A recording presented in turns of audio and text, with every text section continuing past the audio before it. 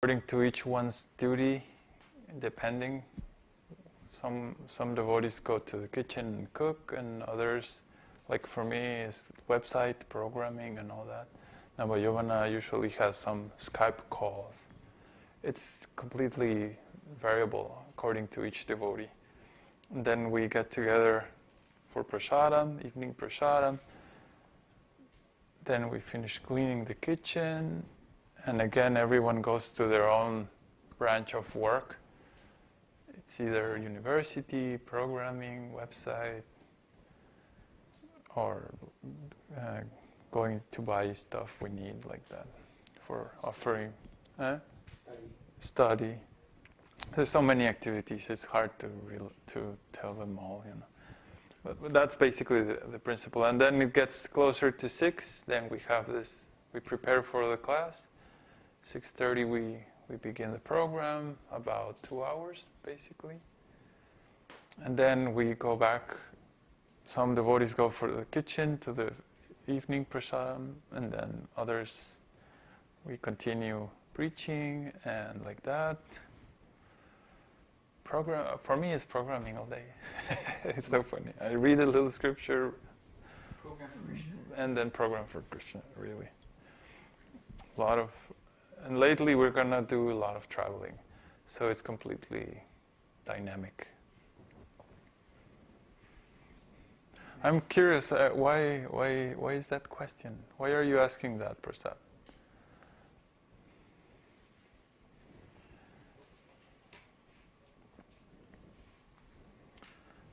Where's the player for? It's plugged in? Okay, so who's going to start?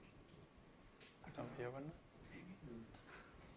Yeah, he probably do it. Okay. Prasad says, I'm curious to know about monk life, the time they wake up, etc., etc. Oh, I see. Oh, that's good. That means you're interested in living monk life. That's good. But he's the one that's very young, right? What's your age, Prasad? I think he's 14 or something. Monk life is very nice. No, Prasad says, I'm a grihasta, I'm 29. Oh, really? Oh, then I'm confused. I thought he was a young boy. 29. I see. Well, usually what we've seen is that someone that already is engaged in married life and like with children and like that is very hard to.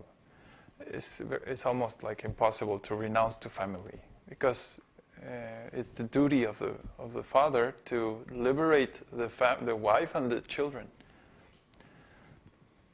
So if you're in that position, I think it's better to think about like not monk life, but married life engaged in devotional service.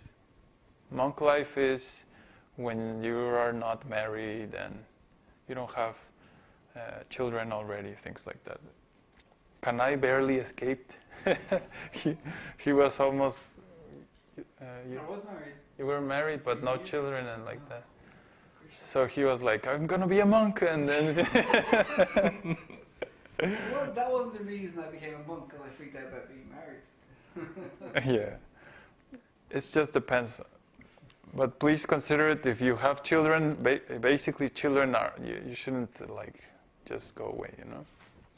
Especially because you're the father. The father has the authority to tell what's, like in the home, he can set more or less the framework in which we are gonna serve Krishna, for example. And you put your little altar just like here that we have. And this is the appropriate approach to grihasta life. And then later on, according to Vedic principles, when you're like 50 or something like that, after the children are grown up, then you can think about renouncing, or the Vanaprastha stage.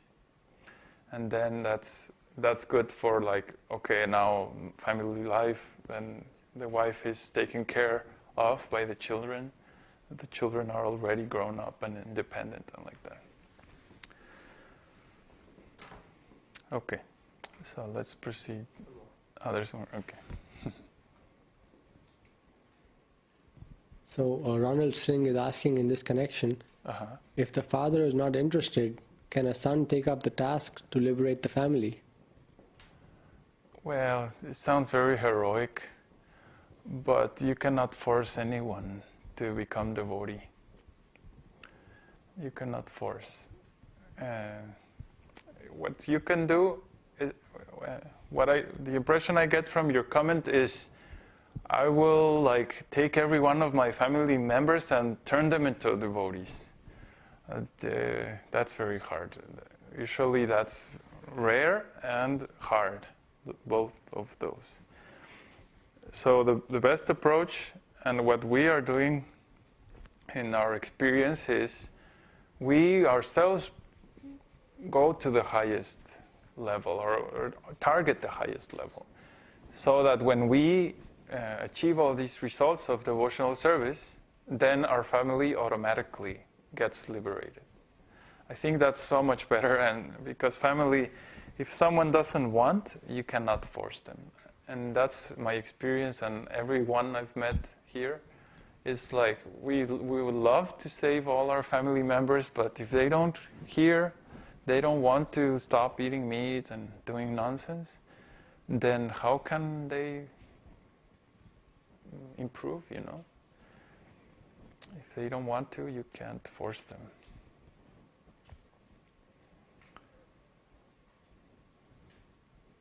Okay, so let's proceed with Viṣṇusahasranāma.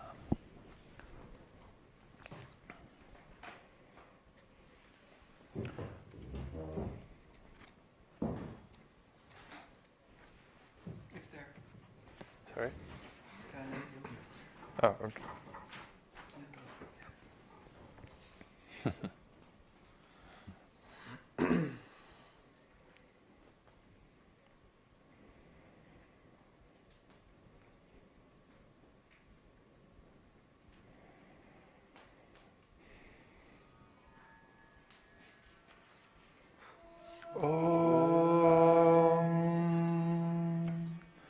Śrī Vaishampāyana Uvaca Śrutva dharmana sheshena pavanani cha sarvashaha Yudhishthira shantanavam punareva bhyavashata Yudhishthira uvacha Kim ekam daivatam loke kim vapyekam parayanam Stuvantakam kamarchanta prapnuyurmannavashubham Ko dharma sarva dharmanam bhavata paramo mataha Kim japan muchyate jantur janma sansara bandhanat Śrī Viṣṇusahasranāma Jagat Prabhum Deva Devam Anantam Purushottamam Stuvam Nama Sahasrena Purusha Satatothitaha Tameva Charchayam Nityam Bhaktya Purusham Avyayam Dhyayan Stuvam Namasyam Jayamanastameva Cha Anadi Nidhanam Vishnum Sarvalokam Maheshwaram Lokadhyaksham Stuvan Nityam Sarvadukhatiko Bhavet Brahmanyam Sarvadharmanyam Lokanam Kirti Vardhanam Lokanatham Mahatbhutam Sarvabhutta Bhavot Bhavam Esha me sarva dharmanam dharmodhikatamo mataha Yad bhaktya pundarikaksham stavairarchena rasada Paramam yo mahatteja paramam yo mahattapaha Paramam yo mahatbrahma paramam yaparayanam Pavitranam pavitram yo mangalanam cha mangalam Dhaivatam Devatanam Cha Bhutanam Yo Vyayapita Yata Sarvani Bhutani Bhavantyadi Yugagame Yasminscha Pralayam Yanti Punareva Yugakshaye Tasya Loka Pradhanasya Jagannathasya Bhupate Vishnurnama Sahasrame Shrinu Papa Bhayapaham Yani Namani Gaunani Vikyatani Mahatmanaha Rishibhi Parigitani Tani Vakshani Bhutaye Om Namo Bhagavate Vasudevaya